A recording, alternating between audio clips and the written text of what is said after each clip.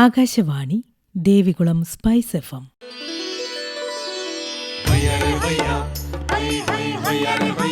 കിസാൻ വാണി.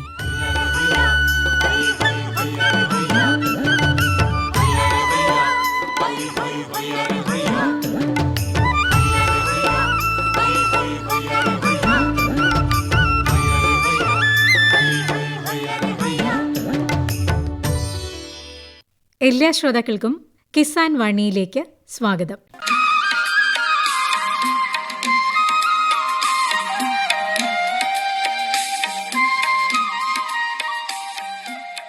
പ്രിയ ശ്രോതാക്കളെ, ഇന്നത്തെ കിസാൻ വാണിയിലേക്ക് സ്വാഗതം.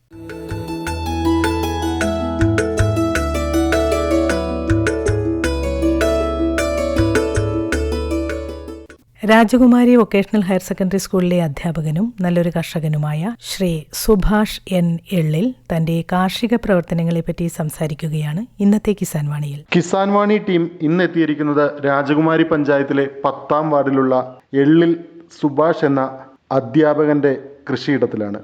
രാജകുമാരി ഗവൺമെന്റ് വൊക്കേഷണൽ ഹയർ സെക്കൻഡറി സ്കൂളിലെ VHSC അഗ്രികൾച്ചർ വിഭാഗം അധ്യാപകൻ കൂടിയായ സുഭാഷ് സമ്മിശ്ര കാർഷിക പ്രവർത്തനങ്ങളിലൂടെ ശ്രദ്ധേയനാണ്.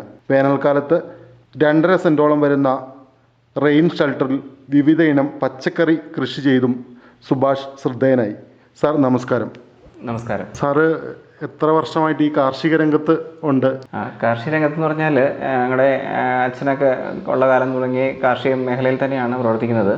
പിന്നെ നമ്മുടെ ഹൈസ്കൂൾ വിദ്യാഭ്യാസം മുതൽ തന്നെ നമ്മൾ കാർഷിക മേഖലയിൽ തന്നെയുണ്ട്. പിന്നെ ഔദ്യോഗികമായിട്ട് നമുക്ക് ജോലി ലഭിച്ചതിന് ശേഷവും കാർഷിക പ്രവർത്തനം തുടരുന്നു. ഏതൊക്കെ തരം വിളകളാണ് ഇപ്പോൾ കൃഷി ചെയ്യുന്നത്? നമ്മൾ പൊതുവെ ഏലം, കുരുമുളക് ഒക്കെയാണ് കൃഷിയെങ്കിലും ഇപ്പോൾ നമ്മൾ ഏറ്റവും പുതുതായിട്ട് ചെയ്തിരിക്കുന്നത് ഒരു കൃഷിഭവനിൽ നിന്നും കിട്ടിയ ഒരു സഹായത്തിൻ്റെ പേരിൽ റെയിൻ ഷെൽട്ടർ മഴമറ കൃഷിയാണ് നമ്മൾ നടത്തി വരുന്നത്. അത് 2.5 സെന്റ് സ്ഥലത്താണ് നമ്മുടെ മഴമറ സ്ഥിതി ചെയ്യുന്നത്. അതിനകത്ത് നമ്മൾ ഗ്രോ ബാഗിലാണ് കൃഷികളെല്ലാം നടത്തി വരുന്നത്. ഈ 2.5 സെന്റിൽ എത്ര സ്ക്വയർ ഫീറ്റിലുള്ള മഴമറയാണ് നമുക്ക്? 108 സ്ക്വയർ മീറ്ററിലാണ് നമ്മുടെ ഈ റെയിൻ ഷെൽട്ടർ സ്ഥിതി ചെയ്യുന്നത്.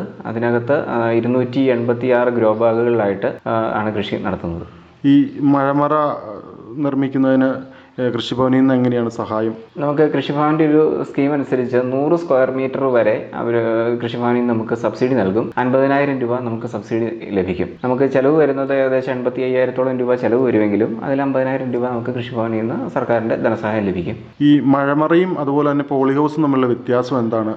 നമുക്ക് സാധാരണക്കാർക്ക് എപ്പോഴും ചെയ്യാൻ കഴിയുന്നത് മഴമറ തന്നെയാണ്. കാര്യം അതിന് ചിലവ് കുറവാണ്. പിന്നെ എല്ലാവിധ വിളകളും കൃഷി ഇറക്കാം. പച്ചക്കറി ഇനങ്ങളെല്ലാം തന്നെ കൃഷി ഇറക്കാം. കാരണം എന്താണെന്ന് വെച്ചാൽ പോളി ഹൗസിൽ നമുക്ക് സെൽഫ് പോളിനേറ്റർ ആയിട്ടുള്ള അല്ലെങ്കിൽ കൃത്രിമ പരാഗണം നടത്തുന്ന രീതിയിലുള്ള സ്വയം പരാഗണം നടത്തുന്ന തരത്തിലുള്ള വിളകളെ നമുക്ക് ലാഭകരമായിട്ട് കൃഷി ചെയ്യാൻ സാധിക്കുള്ളൂ. റെയിൻ ഷെൽട്ടറിലാകുമ്പോൾ നമുക്ക് ഫുൾ കവറിങ് അല്ല, സൈഡ് വേസ് എല്ലാം ഓപ്പണിങ് ആയതുകൊണ്ട് നമുക്ക് തേനീച്ചകളുടെയും മറ്റ് പ്രാണികളുടെയൊക്കെ സഹായം കൊണ്ട് നമുക്ക് ധാരാളമായിട്ട് പോളിനേഷൻ നടക്കും. ഇപ്പോൾ നിലവിൽ ഈ മഴമറയിലുള്ള ഏതൊക്കെ വിളകളാണ് കൃഷി ചെയ്യുന്നത്? ഞാൻ ഈ കൃഷി ആരംഭിക്കുമ്പോൾ മഴമറയിൽ കൃഷി ആരംഭിക്കുമ്പോൾ നമ്മുടെ ആദ്യത്തെ ലക്ഷ്യം ചീര മാക്സിമം കൃഷി ചെയ്യുക എന്നുള്ളതായിരുന്നു. ചീര എന്ന് പറഞ്ഞാൽ ഒറ്റ തരമല്ല, പരമാവധി ചീരകൾ നമുക്ക് കേരളത്തിൽ ലഭ്യമാകുന്ന എല്ലാ തരം ചീരകളെയും സംയോജിപ്പിച്ചുകൊണ്ടൊരു കൃഷി ഇറക്കണമെന്നായിരുന്നു ആദ്യം എൻ്റെ ഒരു ലക്ഷ്യം. അതിനനുസരിച്ച് നമ്മൾ കൃഷിയുള്ളത് 8 തരം ചീരകളാണ്. അതും വാണിജ്യാടിസ്ഥാനത്തിലൊന്നുമല്ല, നമ്മുടെ വീട്ടാവശ്യത്തിനും പരിസരത്തുള്ള വീടുകളിലും കൊടുക്കാൻ പാകത്തിനാണ് നമ്മൾ ചീര കൃഷി ചെയ്തിരിക്കുന്നത്. പിന്നെ കൂടാതെ വഴുതന, തക്കാളി, സലാഡ്, കുക്കുംബർ, വിവിധ ഇനത്തിൽപ്പെട്ട വള്ളിപ്പയറുകൾ, ഇതെല്ലാം നമ്മൾ കൃഷി ചെയ്തിട്ടുണ്ട്. വീട്ടാവശ്യത്തിന് മാത്രമാണോ ഇത് വിളവെടുക്കുന്നത്, അതോ പുറത്ത് വിൽക്കാറുണ്ടോ? നമുക്ക് വീട്ടാവശ്യത്തിന് മാത്രമല്ല, നമുക്ക് നല്ല ഒരു പ്രൊഡക്ഷനുണ്ട്. ഡെയിലി നമുക്കൊരു വള്ളിപ്പയർ തന്നെ ഏകദേശം 6 കിലോയോളം ഡെയിലി ഇപ്പം പയർ കിട്ടുന്നുണ്ട്. അതുപോലെ തന്നെ വെണ്ട ഏകദേശം 1 കിലോ അല്ലെങ്കിൽ 1.5 കിലോയോളം വെണ്ട. അതുപോലെ തന്നെ വഴുതന, സലാഡ്, കുക്കുംബർ 5 കിലോ 6 കിലോയോളം കിട്ടുന്നുണ്ട്. പിന്നെ ചീര തരാതരമായിട്ടുള്ളത് മുറിച്ച് എടുക്കുന്നുണ്ട്. അതും നമുക്ക് നമ്മുടെ ആവശ്യത്തിന് മാത്രമല്ല, നമ്മുടെ പരിസരങ്ങളിലുള്ള വീടുകളിലെല്ലാം തന്നെ എത്തിക്കാൻ സാധിക്കുന്നുണ്ട്. ഇത് വീട്ടിൽ വന്ന ആളുകൾ വാങ്ങിക്കൊണ്ട് പോകാറുണ്ട്. നമുക്ക് ഇപ്പോൾ ഈ ഉൽപ്പാദനം കൂടിയ സാഹചര്യത്തിൽ നമുക്കത് വിറ്റഴിക്കുക എന്നുള്ളത് മാർക്കറ്റിൽ എത്തിച്ചാൽ നമുക്ക് റെഡി ക്യാഷിന് കൊടുക്കാൻ സാധിക്കും. മാർക്കറ്റിൽ ആളുകൾ വാങ്ങാനും തയ്യാറാണ്. പക്ഷേ നമ്മുടെ പരിസരവാസികൾക്ക് ഏറ്റവും ഓർഗാനിക്കായിട്ട് തന്നെ ഇത് കൊടുക്കാൻ സാധിച്ചാൽ എന്ന ലക്ഷ്യത്തോടെ നമ്മളൊരു വാട്സാപ്പ് ഗ്രൂപ്പുണ്ട്. ആ ഗ്രൂപ്പിൽ നമ്മൾ രാവിലെ വിളവെടുത്തിരിക്കുന്ന ഐറ്റങ്ങളെല്ലാം പോസ്റ്റ് ചെയ്യും. ഏകദേശം ഒരു അരമണിക്കൂറിനോ 1 മണിക്കൂറിനുള്ളിൽ അത് ഒരു റിക്വസ്റ്റ് അയക്കും, നമ്മളത് എത്തിച്ചു കൊടുക്കുകയോ അല്ലെങ്കിൽ അവർ വന്ന് വാങ്ങുകയോ ചെയ്തോളൂ. ഈ ചീര ഇനങ്ങൾ ഒരുപാടുണ്ടെന്ന് പറഞ്ഞു, അതിൻ്റെയൊക്കെ പേര്? ചീര ഇനത്തിൽ നമുക്ക് കോമൺ ആയിട്ടുള്ള പച്ച ചീരയും ചുവന്ന ചീരയും ഉണ്ട്. അതുകൂടാതെ നമുക്ക് തിരുവനന്തപുരം കേന്ദ്രീകരിച്ചിട്ടുള്ള വളാത്താങ്കര ചീര അതുണ്ട്. അതുപോലെ തന്നെ പൊന്നാങ്കണ്ണി ചീരയുണ്ട്, പാൽച്ചീരയുണ്ട്, ബീറ്റ്റൂട്ട് ചീരയുണ്ട്, അതുപോലെ തന്നെ പാലക് ചീര, അങ്ങനെ വിവിധങ്ങളായിട്ടുള്ള ചീരകളുണ്ട്. ഇപ്പോൾ പുതിയൊരു കുറച്ച് വിത്തുകൾ നമുക്ക് പുതിയതായിട്ട് കിട്ടിയിട്ടുണ്ട്. അതും നമ്മുടെ അടുത്ത ചീര കൃഷിയിലോട്ട് അതും കൂടെ ആഡ് ചെയ്യും. ഇതിന് എത്ര സമയപരിധി വേണ്ടി വന്നു ഈ കൃഷി വിളവെടുക്കാനായിട്ട്, ചീര ഉൾപ്പെടെയുള്ള വിളകൾ? നമുക്ക് ചീര ഏകദേശം ഒരു 25-30 ദിവസത്തിനുള്ളിൽ നമുക്ക് ചീര വിത്തിട്ടാൽ വിളവെടുപ്പിലോട്ട് എത്തും. പയറിൻ്റെ കാര്യം പറഞ്ഞാൽ ഒരു 45-ാം ദിവസം തുടങ്ങി നമുക്ക് പയർ പൂവിട്ട് പറിക്കാറാവും. വെണ്ടയും പറഞ്ഞ പോലെ തന്നെ 45 ദിവസം. പച്ചക്കറി വിളകളെല്ലാം തന്നെ ഏകദേശം 45-ാം ദിവസം തന്നെ പൂവിട്ട് തുടങ്ങും. പിന്നെ നമ്മുടെ പരിചരണം കൃത്യമാണെന്നുണ്ടെങ്കിൽ നമുക്കൊരു ഒന്നരാട എല്ലാ വിളകളും നമുക്ക് ചീര ഒഴികെ, ചീര നമുക്ക് മുറിച്ച് കഴിഞ്ഞാൽ പിന്നെ പുതുതായിട്ട് നടണം. മറ്റു വിളകളെല്ലാം തന്നെ 1-2 ദിവസം നമുക്ക് വിളവ് ലഭിക്കും. ഇപ്പോൾ വേനൽക്കാലത്താണല്ലോ കൃഷി നടത്തിയത്. ഇനിയിപ്പോൾ റെയിൻ ഷെൽട്ടർ ആയതുകൊണ്ട് മഴക്കാലത്തും ഇതേപോലെ തന്നെ കൃഷി തുടരാൻ കഴിയുമോ? നമ്മൾ ഈ കൃഷിഭവനുമായിട്ട് അല്ലെങ്കിൽ നമ്മൾ ഈ മേഖലയുമായിട്ട് ആലോചിച്ചപ്പോൾ മനസ്സിലായത്, നമുക്ക് സ്ഥിരമായിട്ടൊരു നമ്മുടെ കാലവർഷത്തെയോ അല്ലെങ്കിൽ മൺസൂണിനെയോ നമ്മുടെ കേരളത്തിൻ്റെ കാലാവസ്ഥ ഏതും ആയിക്കോട്ടെ, ചൂടായിക്കോട്ടെ, മഴയായിക്കോട്ടെ, അല്ലെങ്കിൽ തണുപ്പ് കാലമായാലും ഏത് കാലത്തും കൃഷി ചെയ്യാനുള്ളൊരു സംവിധാനമാണ് ഈ റെയിൻ ഷെൽട്ടർ പോളി ഹൗസ് എന്നുള്ളത്. അത് മനസ്സിലാക്കിയിട്ടാണ് നമുക്കിപ്പം മഴക്കാലമായ നമുക്ക് പച്ചക്കറികളൊന്നും നമുക്ക് നമ്മുടെ അടുത്ത് കൃഷി ചെയ്ത് നടക്കില്ല, നമ്മുടെ പ്രത്യേകിച്ച് ഹൈ റേഞ്ച് മേഖലയിൽ. അതുപോലെ വേനൽക്കാലമായാൽ നമുക്ക് വെള്ളത്തിൻ്റെ ക്ഷാമം വരും, അപ്പോഴും പറ്റില്ല. അപ്പോൾ അതിനെല്ലാത്തിനും ഒരു ശാശ്വത പരിഹാരം തന്നെയാണ് ഈ റെയിൻ ഷെൽട്ടറോ അല്ലെങ്കിൽ പോളി ഹൗസോ. അതിൻ്റെ കൺസെപ്റ്റിലാണ് നമ്മളിപ്പോൾ ഈ റെയിൻ ഷെൽട്ടർ ഇൻസ്റ്റാൾ ചെയ്തിരിക്കുന്നത്. എപ്പോഴും കൃഷി നടക്കും. ഇതിനകത്ത് വേനൽക്കാലത്ത് ഈ നന ഏത് രീതിയിലാണ്? നമുക്ക് പോളി ഹൗസുകളോ അല്ലെങ്കിൽ റെയിൻ ഷെൽട്ടറുകളോ ചെയ്യുമ്പോൾ നമുക്ക് നനയാണ് പ്രധാനം. അല്ലെങ്കിൽ തന്നെ ഈ 2.5 സെൻറ്റ് എന്ന് പറയുമ്പോൾ ചുരുങ്ങിയൊരു ഏരിയ ആണെങ്കിലും, ഞാൻ പറഞ്ഞല്ലോ ഏകദേശം 286 ഗ്രോ ബാഗുകളുള്ളത്, അതെല്ലാം ദിവസവും രാവിലെയും വൈകിട്ടും നനയ്ക്കുക എന്നുള്ളത്, വെള്ളം നമ്മൾ ബക്കറ്റിലോ അല്ലെങ്കിൽ ഹോസ് പിടിച്ച് നനയ്ക്കുക എന്ന് പറഞ്ഞാൽ അത് നമ്മുടെ ചെടികൾക്ക് ക്ഷീണമാണ്. നമ്മൾ ദിവസമൊക്കെ വലിക്കുമ്പോൾ പ്രശ്നങ്ങളൊക്കെ ഉണ്ടാവാം. അല്ലെങ്കിൽ നമ്മളൊരു ദിവസം വീട്ടിലില്ല എങ്കിൽ നമ്മുടെ ചെടികൾ വാടിപ്പോകാൻ സാധ്യതയുണ്ട് ഗ്രോ ബാഗിലായതുകൊണ്ട്. അപ്പോൾ നമുക്ക് ചെയ്യാൻ കഴിഞ്ഞത് തുള്ളിനന സംവിധാനം നമ്മൾ ഓരോ യൂണിറ്റിലും ആഡ് ചെയ്തു. അതുപോലെ തന്നെ ഇതിനകത്ത് ചൂട് ക്രമീകരിക്കുന്നതിന് വേണ്ടിയിട്ട് മിസ്റ്റ് ഇറിഗേഷനും ആഡ് ചെയ്തു. അപ്പോൾ നമ്മളതിനൊരു ടൈമർ സെറ്റ് ചെയ്തിട്ടുണ്ട്. ആ ടൈമർ പ്രകാരം രാവിലെയും ഉച്ചയ്ക്കും വൈകിട്ടും കൃത്യമായിട്ട് സിസ്റ്റം തന്നെ ഓണായി. ഒരു മോട്ടോർ ഉപയോഗിച്ചിട്ടാണ്, ഒരു 1 HP ഒരു മോട്ടറാണ്. അപ്പോൾ അത് സിസ്റ്റം തന്നെ ഓണായി. അത് കൃത്യമായിട്ട് ഒരു ഗ്രോ ബാഗിൽ ഒരു 350 മില്ലി വെള്ളം ഒരു നേരം ചെല്ലത്തക്ക രീതിയിൽ നമ്മൾ കൃഷിയിൽ വെള്ളം എത്തിച്ചിട്ടു. അപ്പോൾ വെള്ളത്തിൻ്റെ അളവ് വളരെ കുറച്ച് മതി. നമുക്ക് ഈ 286 ഗ്രോ ബാഗുകൾ കൃഷി വരുമ്പോൾ നിസ്സാര അളവിൽ വെള്ളം മതിയാവും. ഈ ഗ്രോ ബാഗിലെ കൃഷിയിൽ ഈ നമ്മുടെ നടീൽ മിശ്രിതം ഒരു പ്രധാനപ്പെട്ട പങ്ക് വഹിക്കുന്നുണ്ടല്ലോ. എങ്ങനെയാണ് നടീൽ മിശ്രിതം തയ്യാറാക്കുന്നത്? എല്ലാ വിളകൾക്കും ഒരേപോലെയുള്ള നടീൽ മിശ്രിതമാണോ ഉപയോഗിക്കാറുള്ളത്? പച്ചക്കറി വിളകൾക്ക് അല്ലെങ്കിൽ ഗ്രോ ബാഗിൽ കൃഷി ചെയ്യുന്ന സമയത്ത് നമുക്ക് എപ്പോഴും ഈ വളർച്ച മീഡിയം എന്ന് പറയുന്നത് ഒരു ചുരുങ്ങിയ സ്പേസ് മാത്രമാണ്. അപ്പോൾ അതിനകത്ത് നമുക്ക് നന്നായി അടിവളം കൊടുത്ത് തന്നെ വേണം ചെയ്യാനായിട്ട്. ഓപ്പൺ ഫീൽഡ് ചെയ്യുമ്പോൾ നമുക്ക് ചെടികളുടെ വേരുകൾ പല മേഖലയിലോട്ട് വ്യാപിക്കും, അവിടുന്ന് ആവശ്യത്തിനുള്ള വളവും ജലമൊക്കെ വലിച്ചെടുക്കും. പക്ഷേ ഗ്രോ ബാഗിൻ്റെ ഒരു ലിമിറ്റേഷൻ ഉള്ളതുകൊണ്ട് നമ്മൾ ഗ്രോ ബാഗ് മിക്സ് ചെയ്യുന്ന സമയത്ത് നല്ലൊരു നടീൽ മിശ്രം തയ്യാറാക്കേണ്ടതുണ്ട്. അതിന് നമ്മൾ ചെയ്തത് ചാണകം ട്രൈക്കോഡർമ ഉപയോഗിച്ച് സമ്പുഷ്ടീകരിച്ചെടുത്തു. അതുകൂടാതെ വേപ്പിൻ പിണ്ണാക്ക്, അതുപോലെ എല്ലുപൊടി, അതുപോലെ തന്നെ അല്പം രാജ്ഫോസ്, ഇത്രയും ചേർത്തിട്ട് കുമ്മായ പ്രയോഗം നടത്തിയതിന് ശേഷം മണ്ണും ആയിട്ട് മിക്സ് ചെയ്ത് ഈ കൂട്ടാണ് നമ്മൾ ഇതിൽ ഗ്രോ ബാഗിൽ നിറച്ചിരിക്കുന്നത്. ഈ റെയിൻ ഷെൽട്ടർ എന്ന് പറയുമ്പോൾ മുകൾ ഭാഗം മാത്രമാണ് മറച്ചു വെക്കുന്നത്, ബാക്കി സൈഡുകളെല്ലാം ഓപ്പൺ ആണല്ലോ. അപ്പോൾ മറ്റ് കീടങ്ങളുടെ ശല്യം ഉണ്ടാകാറുണ്ടോ? നമുക്ക് റെയിൻ ഷെൽട്ടറിന് റൂഫ് കൂടാതെ 1 മീറ്റർ ഉയരത്തിൽ ഒരു സൈഡ് മറയും ഉണ്ടാകും ഗ്രീൻ നെറ്റ് ഉപയോഗിച്ച്. അപ്പോൾ അതാണ് റെയിൻ ഷെൽട്ടറിൻ്റെ സ്ട്രക്ചർ എങ്കിലും നമ്മൾ ഈ 1 മീറ്ററിൻ്റെ സൈഡ് മറ കൂടാതെ ഒരു അല്പം കൂടി ഗ്രീൻ നെറ്റ് ഉയരത്തിൽ ചുറ്റി മറച്ചിട്ടുണ്ട്. ഇപ്പോൾ ചോദിച്ചതുപോലെ തന്നെ ധാരാളം കീടങ്ങളുടെ ആക്രമണം നമ്മുടെ ഈ ഫീൽഡിൽ ഉണ്ടാവും. ഈ പ്രത്യേകിച്ച് ജൈവ കൃഷി തന്നെയാണ് നമ്മൾ അനുവർത്തിക്കുന്നത്. അതുകൊണ്ട് രാസകീടനാശിനികൾ ഉപയോഗിക്കാത്തതുകൊണ്ട് തന്നെ നല്ല രീതിയിലുള്ള കീടാക്രമണങ്ങളുണ്ട്. അപ്പോൾ ആ കീടാക്രമണങ്ങളെ നമ്മൾ ജൈവ രീതിയിൽ തന്നെ പരമാവധി കൺട്രോൾ ചെയ്യുന്നുണ്ട്. അതുകൊണ്ട് വിളവിന് വലിയ ബുദ്ധിമുട്ടില്ല. ഈ കീടാണു നിയന്ത്രിക്കാനായിട്ട് എന്തൊക്കെ തരം മാർഗങ്ങളാണ് സ്വീകരിച്ചിരിക്കുന്നത്? നമ്മൾ കീടങ്ങളെ നിയന്ത്രിക്കുന്നതിനായിട്ട് ആദ്യം തന്നെ നമ്മൾ യെല്ലോ കാർഡുകൾ, സ്റ്റിക്കി ട്രാപ്പുകൾ എന്നറിയപ്പെടുന്ന യെല്ലോ കാർഡുകൾ നമ്മുടെ ഈ റെയിൻ ഷെൽട്ടറിൽ പലയിടങ്ങളിലായിട്ട് തൂക്കി.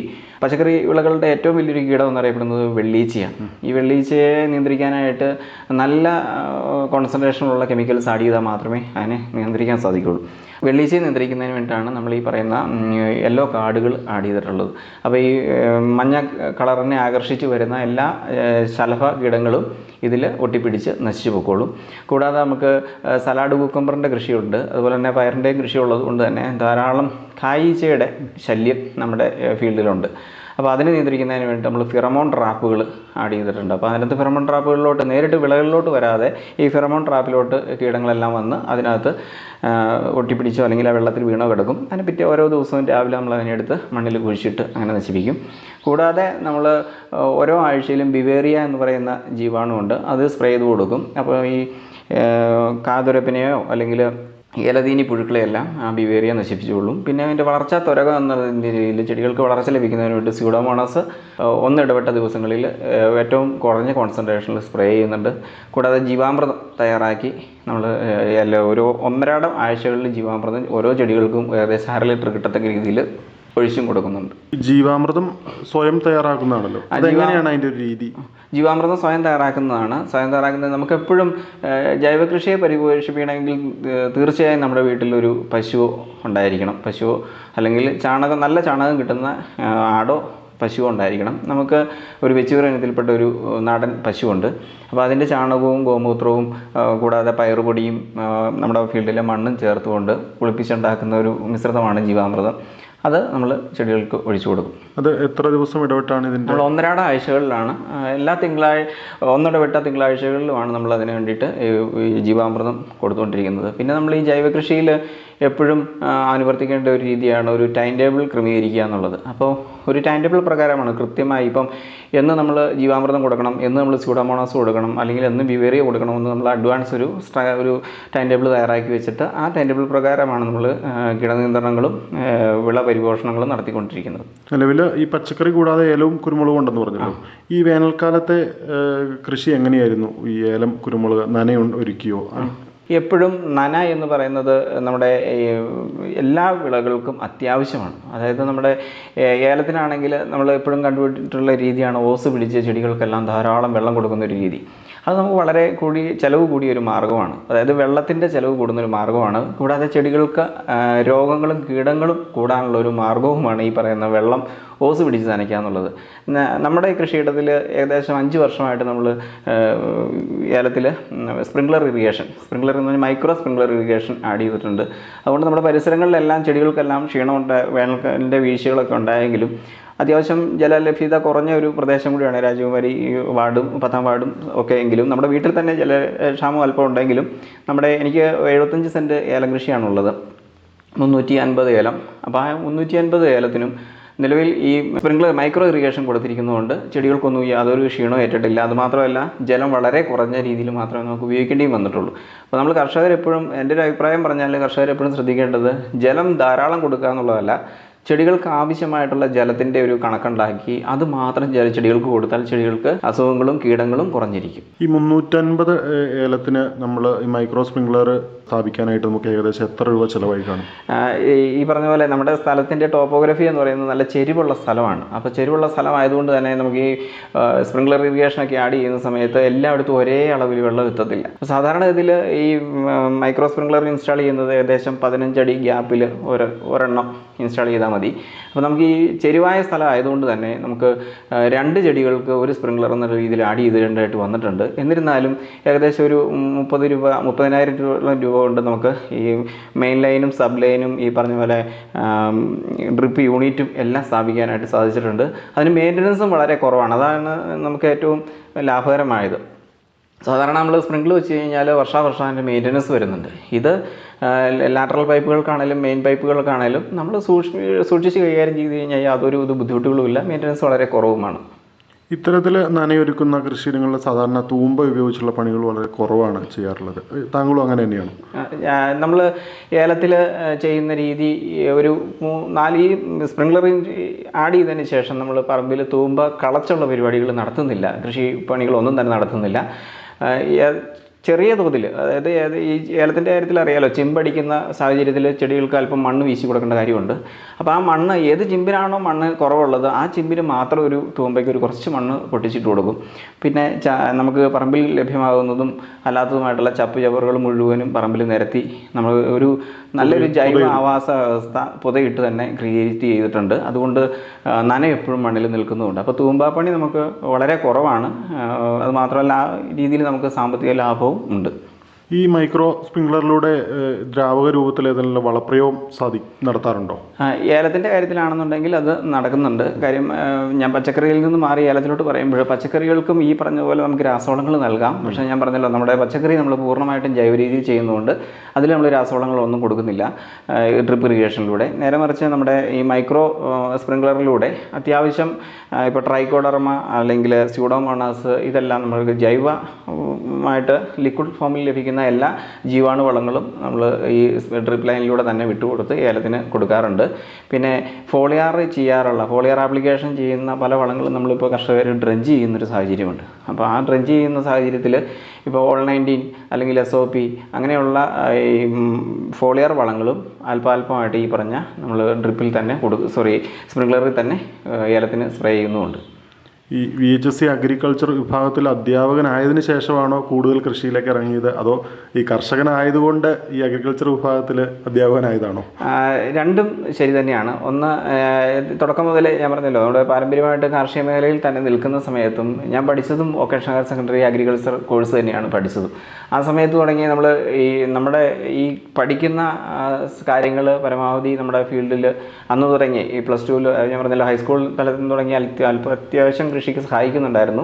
VHSC പഠനം കഴിഞ്ഞപ്പോഴും നമ്മുടെ സ്വന്തം പറമ്പിൽ കൃഷിക്ക് സഹായിക്കുമ്പോഴും നമ്മുടെ പേരൻസൊക്കെ ചെയ്യുന്ന കൃഷിക്കൊപ്പം തന്നെ നമ്മൾ പഠിച്ച കാര്യങ്ങൾ കൂടി പറഞ്ഞു കൊടുത്ത് ചെയ്യാനുള്ള ശ്രമം നടത്താറുണ്ട്. അത് നടന്നു വരുന്നു. കൂടാതെ ജോലി കിട്ടിയതിന് ശേഷം ഈ ഫീൽഡിൽ തന്നെ കിട്ടിയപ്പോൾ നമുക്ക് കൂടുതൽ അറിവുകൾ, പഠിച്ച കാലത്തേക്കാൾ കൂടുതൽ അറിവുകൾ പഠിപ്പിക്കുന്ന കാലത്ത് കിട്ടിയതുകൊണ്ട് അതും നമ്മുടെ ഫീൽഡിൽ നന്നായിട്ട് അപ്ലൈ ചെയ്യുന്നുണ്ട്. ഈ വൊക്കേഷണൽ ഹയർ സെക്കൻഡറിയുടെ ഒരു പ്രത്യേകത അതിന് പ്രായോഗിക പരിശീലനം നൽകുന്ന ഒരു കോഴ്സാണല്ലോ +2നെ അപേക്ഷിച്ച്. അപ്പോൾ ഇപ്പോൾ ഈ വൊക്കേഷണൽ ഹയർ സെക്കൻഡറി അഗ്രികൾച്ചർ വിഭാഗത്തിലെ എത്തരത്തിലുള്ള പ്രായോഗിക പരിശീലനങ്ങളാണ് വിദ്യാർത്ഥികൾക്ക് നൽകാറുള്ളത്?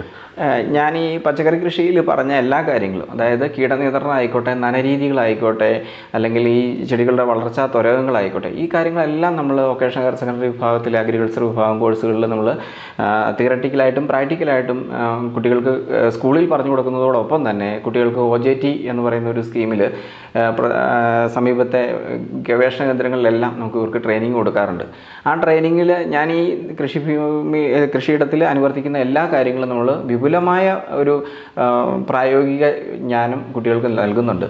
അപ്പം ചോദിച്ചതുപോലെ തന്നെ കുട്ടികൾ ശ്രദ്ധിക്കേണ്ട കാര്യം, ഈ കിട്ടുന്ന അറിവുകൾ അവരവരുടെ ഫീൽഡിൽ ഇത് അപ്ലൈ ചെയ്ത് കഴിഞ്ഞാൽ നമുക്ക് നമ്മൾ സർക്കാർ ജോലി അല്ലെങ്കിൽ ഒരു പ്രൈവറ്റ് സ്ഥാപനത്തിലെ ജോലി എന്നതിനേക്കാൾ ഉപരി നമ്മൾ അഗ്രികൾച്ചർ പഠിച്ചിറങ്ങിയാൽ കാർഷിക മേഖലയിലെ കുട്ടികൾക്ക് ഇപ്പോൾ സ്വയം പര്യാപ്തതയിൽ എത്തുന്നതിനായിട്ട് ഏറ്റവും നല്ല മാർഗ്ഗം, ഞാനിപ്പോൾ തുടക്കത്തിലേ പറഞ്ഞല്ലോ, 2.5 സെൻറ്റ് സ്ഥലത്താണ് നമ്മുടെ ഈ കൃഷിയെങ്കിലും അതിനകത്ത് സർക്കാരുകൾ നല്ലൊരു സഹായം നമുക്ക് ചെയ്തു നൽകുന്നുണ്ട്.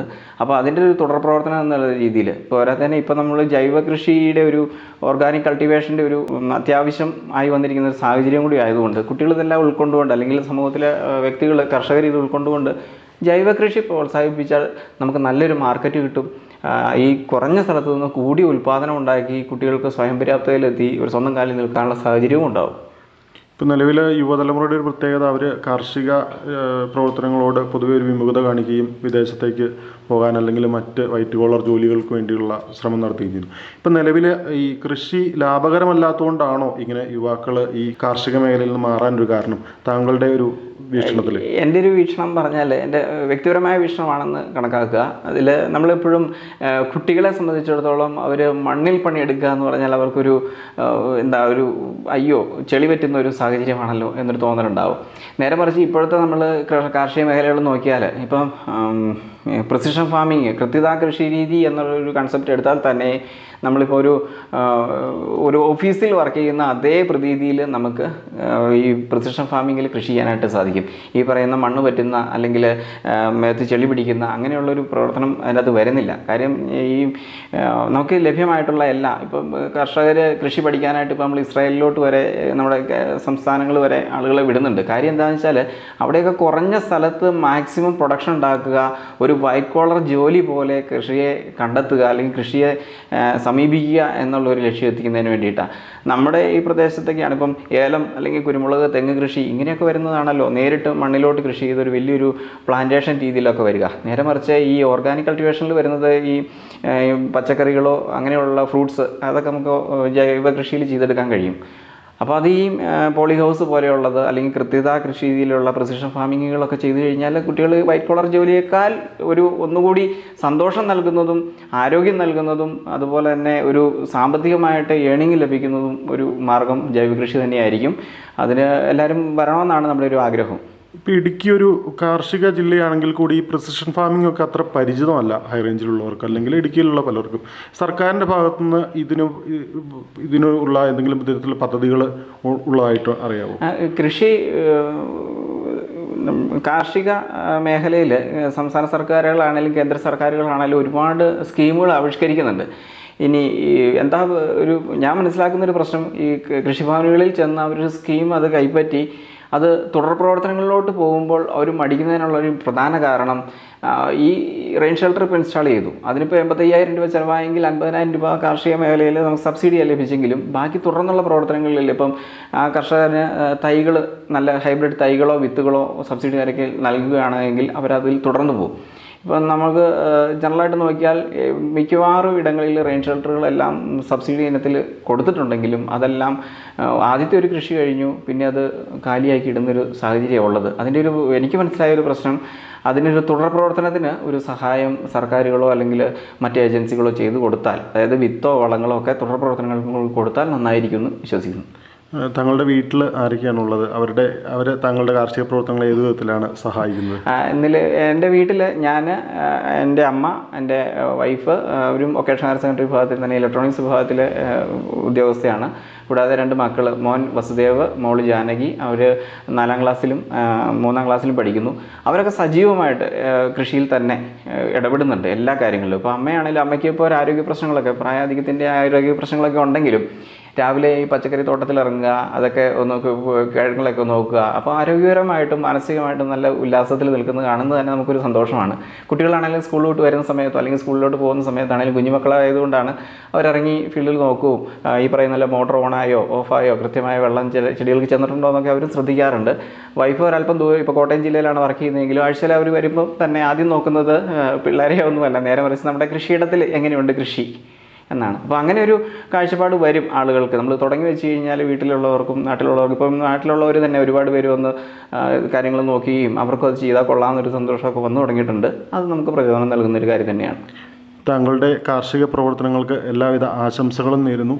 ഒപ്പം തന്നെ കിസാൻ വാണി ശ്രോതാക്കളുമായി ഇത്രയും നേരം താങ്കളുടെ കാർഷിക അനുഭവങ്ങൾ പങ്കുവച്ചതിന് എല്ലാ നന്ദിയും അറിയിക്കുന്നു. നന്ദി. രാജകുമാരി വൊക്കേഷണൽ ഹയർ സെക്കൻഡറി സ്കൂളിലെ അധ്യാപകനും നല്ലൊരു കർഷകനുമായ ശ്രീ സുഭാഷ് എൻ എള്ളിലുമായി ഇതുവരെ സംസാരിച്ചത് അനുരാജ്.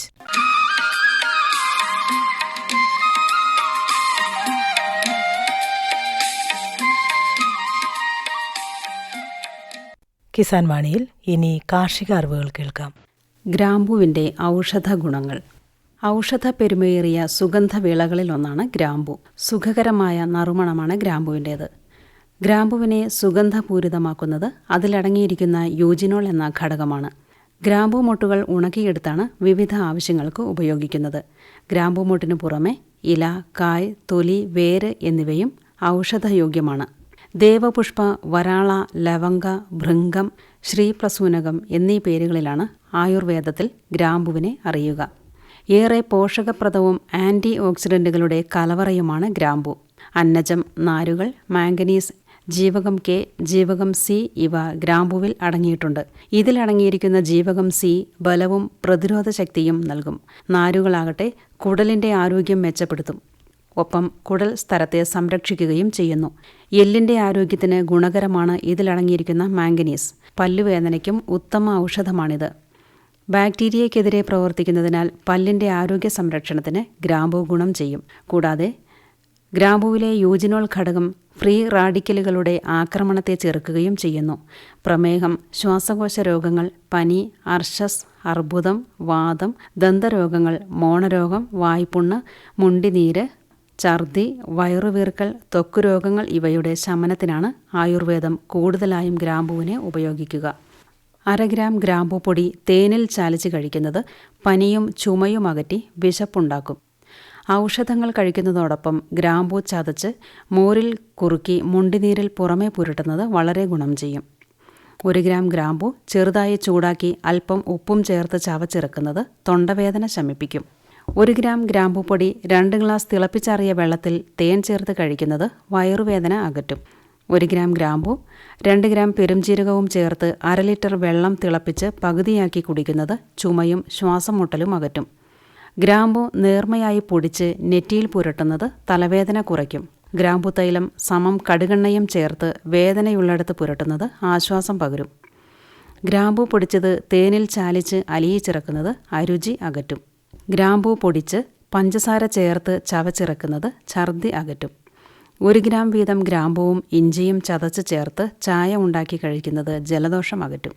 വേദനയുള്ള പല്ലിൽ ഗ്രാമ്പൂ തൈലം പഞ്ഞിയിൽ മുക്കി കടിച്ചു പിടിക്കുന്നത് വേദന ശമിപ്പിക്കും. ഗ്രാമ്പൂ ചതച്ചിട്ട മോരുകറി അർശസ് രോഗികൾക്ക് ഗുണം ചെയ്യും. അല്പം ഗ്രാമ്പൂ തൈലം ഇളം ചൂടുവെള്ളത്തിലൊഴിച്ച് കവിൾ കൊള്ളുന്നത് വായ്നാറ്റം, പല്ലുവേദന ഇവയ്ക്ക് ശമനമുണ്ടാക്കും. 1 ഗ്രാം ഗ്രാമ്പൂ സമം വെളുത്തുള്ളി നീരും തേനും ചേർത്ത് കഴിക്കുന്നത് ആസ്മയ്ക്ക് ആശ്വാസമേകും.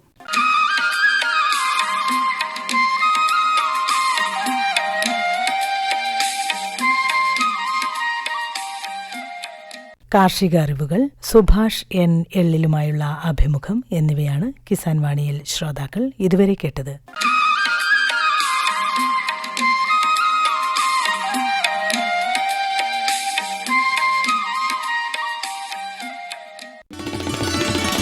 എല്ലാ കിസാൻ വാണി ശ്രോതാക്കൾക്കും കൂപ്പുകൈ.